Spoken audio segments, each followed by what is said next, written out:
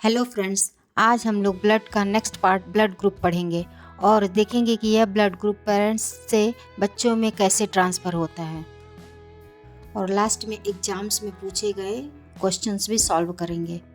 आप लोगों ने यह सुना होगा कि अधिकतर ही कहा जाता है कि हम सभी के अंदर एक ही ब्लड फ्लो करता है। हाँ, ये कुछ हद तक तो सही बात है, लेकिन ये पूरी तरह सच नहीं है। बट ये तब पता चलता है जब हम एक किसी का ब्लड दूसरे को डोनेट करते हैं। तो यह ब्लड ग्रुप कैसे होता है और यह पेरेंट्स से बच्चों में कैसे ट्रांसफ़र होता है, तो चलिए आज हम लोग इसको समझते हैं। हमारे आरबीसी के मेम्ब्रेन पे एक प्रोटीन होती है जिसे हीमोग्लोबिन कहते हैं। ये जो होता है ऑक्सीजन से बाइंड करता है और साथ ही साथ इनके मेम्ब्रेन पे एक और प्रोटीन होती है जिसे एंटीजेंस कहते हैं। यह डब्ल्यूबीसी से कम्युनिकेट करती है और इन्फेक्शन से प्रोटेक्ट करती है। तो चलिए सबसे पहले जान लेते हैं कि ये एंटीजेंस और एंटीबॉडी क्या होते हैं। एंटीजेंस बाहर से आया हुआ कोई भी पार्टिकल एंटीजेंस हो सकता है, चाहे वो परागकण हो गया, पॉलन ग्रेन्स या डस्ट पार्टिकल्स, कोई भी मतलब ऐसा पार्टिकल जो आए और हमारे इम्यून सिस्टम को एक्टिव कर दे। जब हमारा इम्यून सिस्टम एक्टिव होता है तो वो सेल्फ की एक प्रोटीन बनाता है जिसको एंटीबॉडीज़ कहते हैं। एंटीबॉडी उस फॉरेन एलिमेंट्स को पहचानती हैं और उनसे जुड़कर उन्हें बेअसर कर देती हैं। तब एंटीजेंस को आप एक आईडी बैज की तरह देख सकते हो और जो एंटीबॉडी होते हैं वो उस आईडी को पहचान कर और उस पे मतलब निशान लगाने वाले जो सिक्योरिटी गार्ड होते हैं उनकी तरह कि मतलब अगर गलत एंटीजेंस आ गए तो ये जो एंटीबॉडी होती हैं उन्हें बांधकर उन्हें न्यूट्रलाइज करती हैं। एंटीजेंस को आप ऐसे भी याद कर सकते हो कि एंटीजन जो दूसरे जन से आए वो एंटीजेंस हैं और जो हमारी बॉडी सेल्फ बनाती है वो एंटीबॉडीज़ हैं। कभी कभी हमारे दिमाग में ये क्वेश्चन आता है कि जब हमारे ब्लड में एंटीजेंस और एंटीबॉडी दोनों हैं तो वे आपस में क्यों नहीं लड़ते हैं। तो इसका आंसर होता है कि हाँ, ये तभी लड़ते हैं जब एंटीबॉडी उस एंटीजन को अननोन या एंटी एलिमेंट समझे। मतलब अगर हमारी बॉडी को ये लगता है कि ये जो एंटीजेंस हैं हमारी बॉडी का नहीं है या फॉरेन एलिमेंट्स हैं तो ही ये रिएक्ट करते। जैसे अगर हमारे एंटीजन हमारी बॉडी के हैं तो इम्यून सिस्टम उसे पहचाना होता है और उसके खिलाफ कोई एंटीबॉडी नहीं बनती या एक्टिव नहीं रहती, तो फिर ये नहीं उसे लड़ाई करते हैं। बट अगर इन्हें लगता है कि जो फॉरेन एलिमेंट्स आया है, जो एंटीजन है वो हमारी बॉडी का नहीं है, तो फिर ये उसे ख़त्म कर देते हैं। हमारी बॉडी में मेनली 2 टाइप्स के सिस्टम होते हैं, एबियो सिस्टम और आरएस सिस्टम। तो आरएस सिस्टम क्या होता है, रिसेस मंकी के नाम पे पड़ा है क्योंकि सबसे पहले इसको रिसेस मंकी में ही खोजा गया था, इसलिए इसको आरएच सिस्टम कहते हैं। तो सबसे पहले चलिए एबियो सिस्टम समझते हैं। हमारे ब्लड में जो आरबीसी होती है उसकी सतह पर जो एंटीजेंस होते हैं उनके बेसिस पे ही ब्लड ग्रुप तय होता है। अगर आरबीसी के मेम्ब्रेन पे ए एंटीजेंस है तो ब्लड ग्रुप ए टाइप का, अगर बी एंटीजेंस है तो ब्लड ग्रुप बी टाइप का, और अगर ए और बी दोनों एंटीजेंस किसी आरबीसी के सरफेस पे प्रेजेंट है तो ये ब्लड ग्रुप होगा ए बी टाइप का, और अगर कोई एंटीजेंस ही नहीं है आरबीसी के सरफेस पे तो ये होगा ओ टाइप का ब्लड ग्रुप। और 2 मेन टाइप के ही एंटीजेंस होते हैं, ए और बी, यही हमारे ब्लड टाइप को डिसाइड करते हैं। बट एक दिमाग में ये क्वेश्चन आता है कि केवल 2 एंटीजन से कैसे 4 टाइप्स का ब्लड होता है। तो एक्चुअली में ये जो एंटीजेंस होते हैं वो 3 डिफरेंट जीन से डिसाइड होते हैं, ए बी एंड ओ। तो जो ए और बी होता है वो कोड करता है ए एंड बी एंटीजेंस को, और जो ओ होता है वो किसी एंटीजन को कोड नहीं करता है। अब जो ये ब्लड है वो मतलब ब्लड का टाइप कैसे डिसाइड होता है इसे चलिए समझते हैं। देखिए क्या होता है कि किसी भी बच्चे में 2 जीन्स आते हैं, एक मदर से और एक फादर से। ये दोनों जीन्स ही मिलके डिसाइड करते हैं ब्लड ग्रुप की क्या टाइप होगा। अब इसके बाद क्या होता है कि जीन की डोमिनेंसी होती है, जो मतलब ज़्यादा डोमिनेंट जीन होता है वो अपने आप को एक्सप्रेस करता है और ब्लड ग्रुप उसी टाइप का होता है। जैसे एग्जाम्पल के तौर पे मान लीजिए कि 3 भाई हैं, ए बी और ओ सबसे छोटा भाई है। ए और बी जो होते हैं हमेशा ओ पे डोमिनेंट होते हैं। मतलब कि जब ए और बी दोनों प्रेजेंट हैं तो वो डोमिनेट करेंगे और ओ अपने आप को एक्सप्रेस नहीं कर पाएगा। जैसे कि मान लीजिए कि मदर से आता है ए और फादर से आता है ओ, तो यहाँ पे ब्लड ग्रुप ए टाइप का ही होगा, क्योंकि ए जो है बड़ा भाई है वो ओ पे डोमिनेंट करेगा और अपने आप को एक्सप्रेस करेगा, और ओ अपने आप को एक्सप्रेस नहीं कर पाएगा। इसी तरह अगर फादर से बी मान लीजिए फादर से बी आया और मदर से ओ आया, तो ब्लड ग्रुप बी टाइप का होगा। बट इस केस में मान लीजिए कि ए फादर से ए आया और मदर से बी आया, तो ये दोनों ही अपने आप को एक्सप्रेस करेंगे, मतलब अपने आप को एक्सप्रेस करेंगे, और यहाँ पे को डोमिनेंसी का केस बन जाएगा, मतलब दोनों अपने आप को एक्सप्रेस कर रहे हैं।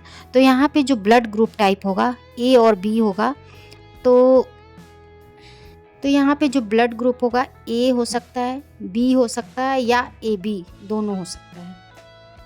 बट एक केस और है कि अगर मदर से भी ओ आता है और फादर से भी ओ आता है, तो इस केस में ओ अपने आप को एक्सप्रेस कर लेगा, क्योंकि इनके बड़े भाई नहीं है, ये सिर्फ अकेला है, तो ये अपने आप को एक्सप्रेस करेगा, और उस टाइम पे ब्लड ग्रुप ओ टाइप का होगा। इतने से ही क्वेश्चंस पूछे जाते हैं। मुझे लग रहा है कि आप लोगों को समझ में आ गया होगा। अगर किसी को फिर भी नहीं समझ में आता है तो आप कमेंट्स बॉक्स में ज़रूर बताइएगा, मैं अगेन समझाने की कोशिश करूँगी। अच्छा, अगर ये एक केस ऐसा भी हो सकता है कि अगर मदर से ए बी आया और फादर से ओ आया, तो उस टाइम पे जो ब्लड ग्रुप होगा चाइल्ड का वो ए और बी होगा, या तो ए होगा या तो बी होगा। उस केस में ए बी नहीं होगा, ओनली ए और बी होगा। बट अगर ए बी मदर से आता है और ए बी फादर से भी आता है, तब उस केस में या तो ए होगा या बी होगा या ए बी हो सकता है। एबीओ सिस्टम हो गया। अब हम लोग आरएस सिस्टम समझते हैं। तो जो ये आरएस सिस्टम है, ये आरएच रेसस मंकी में सबसे पहले खोजा गया था, डी एंटीजन, तो इसी को आरएस सिस्टम कहते हैं। अगर किसी के आरबीसी पर आरएच मतलब डी एंटीजन मौजूद है तो वो पॉजिटिव होगा, अगर नहीं प्रेजेंट है तो निगेटिव होगा। जैसे एग्जांपल के लिए मान लीजिए अगर ए पॉजिटिव है तो उसके आरबीसी पे ए एंटीजन होगा प्लस आरएच मतलब डी एंटीजन होगा, और अगर बी नेगेटिव है तो उसके आरबीसी पे बी एंटीजन होगा लेकिन आरएच नहीं होगा, तो उसे बी नेगेटिव बोलेंगे। और इसमें जो आरएच प्लस है वो डोमिनेंट होता है और आरएच नेगेटिव जो होता है रिसेसिव होता है। आरएच प्लस डोमिनेंट का क्या मतलब है? आरएच मतलब अगर एंटीजन होगा तो अपने को आपको एक्सप्रेस करेगा, और अगर नहीं होगा तो वो वैसे ही एक्सप्रेस नहीं करेगा। तो चलिए अब देखते हैं कि कौन किसको ब्लड दे सकता है और कौन किससे ब्लड ले सकता है। ये एग्ज़ाम्स में बहुत क्वेश्चन पूछा जाता है और मैं बहुत ईजिली आपको समझाती हूँ। अगर फिर भी किसी को नहीं समझ में आएगा तो प्लीज़ कमेंट्स बॉक्स में ज़रूर बताइएगा। देखिए, जैसे ए और बी जो हैं उनको बड़ा भाई मान लीजिए, और ओ सबसे छोटा भाई होता है, तो ए और बी जो है डोमिनेंसी शो करते हैं ओ के ऊपर, मतलब डोमिनेंट होते हैं। जब भी ओ होता है ए बी होते हैं तो ए बी डोमिनेंट होते हैं। देखिए क्या होता है कि जो ए है वो ए अपने आप से तो खुद से तो ले ही सकता है, बाकी ओ सबसे छोटे भाई से भी ब्लड ले सकता है। इसी तरह जो बी होता है वो बी अपने आप से तो ले सकता है और सबसे छोटे भाई ओ से भी ले सकता है। जो ए बी है वो ए बी में दोनों होते हैं, ए और बी दोनों मतलब होते हैं, तो ये ए से भी ले सकते हैं, बी से भी ले सकते हैं, और ए बी होते हैं तो ए बी से तो ले ही सकते हैं, और अपने सबसे छोटे भाई ओ से भी ले सकते हैं। और हाँ, बस यही कॉम्बिनेशन बनता है। बाकी जो ओ तो है आप देख ही चुके हैं कि सबको दे सकता है, ए को भी, बी को भी, ए बी को भी, ओ को भी, मतलब अपने आप को भी ओ देगा ही, अपने को तो कम से कम देगा ही। और ओ लेकिन ले किसी से नहीं सकता, क्योंकि ये सबसे छोटा होता है तो बड़े भाई से नहीं ले सकता है, तो ओ सिर्फ ओ अपने से ही ले सकता है। इसीलिए ओ को यूनिवर्सल डोनर भी कहते हैं, क्योंकि ये सबसे छोटा है, इससे सभी ले सकते हैं, तो ये सबको देता है, इसलिए यूनिवर्सल डोनर। और एक और क्वेश्चन आता है कि यूनिवर्सल रिसीवर किसे कहते हैं, तो यूनिवर्सल रिसीवर ए बी को कहते हैं, क्योंकि ए बी ए से भी ले सकता है, बी से भी ले सकता है, और ए बी अपने आप खुद से भी ले सकता है। ये क्वेश्चन आता है कि ये जो हैं ये किसे दे सकते हैं, तो जो ए है तो ए अपने आप को देगा, और ये जिसमें पार्टिसिपेट करेगा जैसे ए बी है उसको देगा। ये याद करने के लिए मैं बता रही हूँ, ए जो है अपने आप को भी देगा और ए बी को भी देगा। इसी तरह जो बी है वो बी अपने आप को देगा, मतलब बी ब्लड ग्रुप वाले को दे सकता है और ए बी ब्लड ग्रुप वाले को दे सकता है। और जो ए बी है, ए बी सिर्फ और सिर्फ अपने आप को दे सकता है, ए बी को। ओके, और ओ तो पता ही मतलब वो तो बता ही दिया कि ओ सबको ही दे सकता है, ए को भी दे सकता है, बी को भी दे सकता है, ए बी को भी दे सकता है, ओ को भी दे सकता है, क्योंकि ओ सबसे छोटा है। मतलब मैंने याद करने के लिए बताया कि वो सबसे छोटा है, तो इससे तो सभी ले ही सकते हैं। इसका रीज़न ये है कि जैसे जो ओ के जो आरबीसी मतलब आरबीसी जो होती है उस पे ओ के लिए कोई एंटीजन नहीं होता है, तो ना एंटीजन ए और ना बी। लेकिन इसके प्लाज्मा में जो होता है दोनों एंटीबॉडीज़ होती है, anti A and anti B. इसीलिए ओ को यूनिवर्सल डोनर और ए बी को यूनिवर्सल रिसीवर कहते हैं। अब एग्जाम्स में एक और क्वेश्चन पूछा जाता है इरेथ्रोब्लास्टोसिस फिटालिस से। यह एक डिसीज़ है जो औरतों में प्रेगनेंसी के दौरान होता है। इसमें क्या होता है कि एक माँ जो RH नेगेटिव वाली होती है, मतलब कि उसकी RBC पे RH एंटीजन नहीं होता है, और उसके पेट में जो बेबी होता है वो RH पॉजिटिव वाला होता है, मतलब कि बेबी के RBC पे RH एंटीजन होते हैं। तो उस वक्त क्या होता है कि माँ की बॉडी ऐसा उसको लगता है कि फॉरेन एलिमेंट्स है, और वो उस RH पॉजिटिव वाले एंटीजन के खिलाफ एंटीबॉडीज़ बनाने लगती है। तो एंटीबॉडीज़ के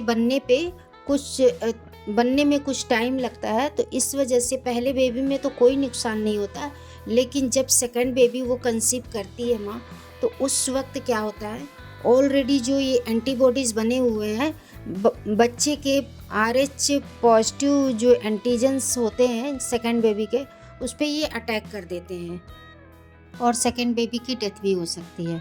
इसी को इरेथ्रोब्लास्टोसिस फिटालिस कहते हैं। देखिए इरेथ्रो मतलब होता है, इसको दो पार्ट में कर भी लेते हैं। इरेथ्रो मतलब होता है आरबीसीज, और ब्लास्टोसिस मतलब होता है इमेच्योर या असामान्य रूप से ज़्यादा किसी मतलब सेल्स का बनना। मतलब जब यह कंडीशन होती है तो माँ की जो एंटीबॉडीज़ होती है बच्चे के जो RH+ वाले आरबीसी को नष्ट करने लगती है, इसलिए जो बेबी की बॉडी होती है वो जल्दी जल्दी बहुत सारी इमेच्योर आरबीसी बनाने लगती हैं। लेकिन ये इमेच्योर होती हैं तो कोई मतलब नहीं होता है, और बच्चे में जॉन्डिस, एनीमिया, कई तरह के लाइफ थ्रेटनिंग कंडीशन हो जाती है। होप कि आज का लेक्चर बहुत अच्छा लगा होगा। तो चलिए एग्जाम्स में आए हुए कुछ क्वेश्चन सॉल्व कर लेते हैं। पहला क्वेश्चन, किसी व्यक्ति के रक्त की आरबीसी पर ए एंटीजन पाया जाता है और उसकी प्लाज्मा में एंटी बी एंटीबॉडी होती है, तो उसका ब्लड ग्रुप क्या होगा? तो इसका ब्लड ग्रुप होगा ए। मैंने बताया था कि जैसी एंटीजन होता है वही ब्लड ग्रुप होता है, क्योंकि ए एंटीजन का मतलब ए ग्रुप होता है और उसके प्लाज्मा में एंटी बी बॉडी होती है। इसका आंसर डी होगा, ए। सेकंड क्वेश्चन है, ओ ब्लड ग्रुप वाले व्यक्ति के खून में कौन सी एंटीबॉडी पाई जाती है? तो अगर ओ ब्लड ग्रुप वाला होगा तो उसमें कोई एंटीजन नहीं होता है उसके आरबीसी पे, लेकिन एंटीबॉडी ए और बी दोनों होती है। तो इसका आंसर होगा C, anti A and anti B दोनों। थर्ड क्वेश्चन, कौन सा ब्लड ग्रुप सबको खून दे सकता है लेकिन ओ से ही खून ले सकता है? तो हम जानते हैं कि ओ यूनिवर्सल डोनर होता है। मैंने बताया भी था कि वो सबसे छोटा भाई है, तो इससे सभी ले सकते हैं। तो इसका आंसर होगा डी, ओ। लेकिन ओ सिर्फ अपने से ले सकता है, तो इसका आंसर डी होगा। नेक्स्ट क्वेश्चन, किसी व्यक्ति के रक्त के आरबीसी पर ए और बी दोनों एंटीजन है और प्लाज्मा में कोई एंटीबॉडी नहीं है, तो उसका ब्लड ग्रुप क्या होगा? तो इसका आंसर होगा सी, ए बी।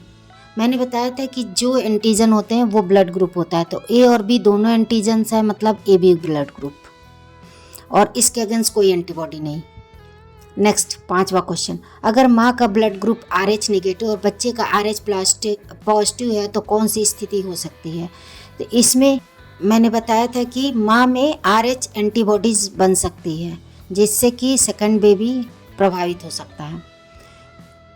नेक्स्ट क्वेश्चन, कौन सा ब्लड ग्रुप यूनिवर्सल रेसिपिएंट कहलाता है? तो हमें पता है कि ले कौन सकता है, ले ए बी सकता है। ने बोला भी था कि ये बड़े भाई होते हैं तो ये ले सकते हैं, तो ए बी जो है में कोई एंटीबॉडी नहीं होती है, इसलिए यूनिवर्सल रेसिपिएंट है। नेक्स्ट क्वेश्चन, यदि किसी व्यक्ति का ब्लड ग्रुप A+ है तो इसका क्या अर्थ है? तो A+ है मतलब इसमें ए एंटीजन होगा, जो ब्लड ग्रुप वही एंटीजन, तो इसमें एंटीजन होगा, और प्लस का मतलब हो गया कि इसमें RH एंटीजन प्रेजेंट है, तो इसका करेक्ट आंसर होगा बी, आरबीसी पर ए और आरएच एंटीजन प्रेजेंट है। ओके, तो अब लेक्चर ख़त्म हो गया और इस सारे क्वेश्चन का आंसर आप लोग कमेंट्स बॉक्स में ज़रूर दीजिएगा, जिससे मुझे पता चले कि किसका कितना सही हुआ।